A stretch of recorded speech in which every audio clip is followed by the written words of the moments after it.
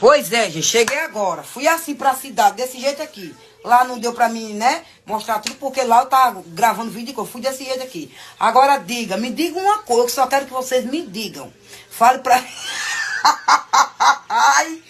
Se passar uma gostosa dessa aqui, olha. É por isso que essas puta velha fica tudo doida, porque olhe bem. Ó, Thelminha, e essas birimbelas aqui? Essas birimbelas é o modelo da roupa, mas em mim fica lindo. Se eu quisesse amarrar assim, ó, não ia dar em nada, né? Ia ficar bonito do mesmo jeito, mas eu não quero. O modelo dela é esse. Agora me diga uma coisa. Se passar uma gostosa dessa aqui na rua, qual é o homem que não olha? Me diga. 4x4, hein? Aí, ó. Eu andava bem assim, ó. Lógico, com um corpo desse, né? Quem é que não olha pra uma coisinha dessa? Me diga quem é que não olha. Cheguei agora, ainda tô até com a bolsa, né? E é sobre isso, segura a mãe, que a mãe vai gravar vídeo.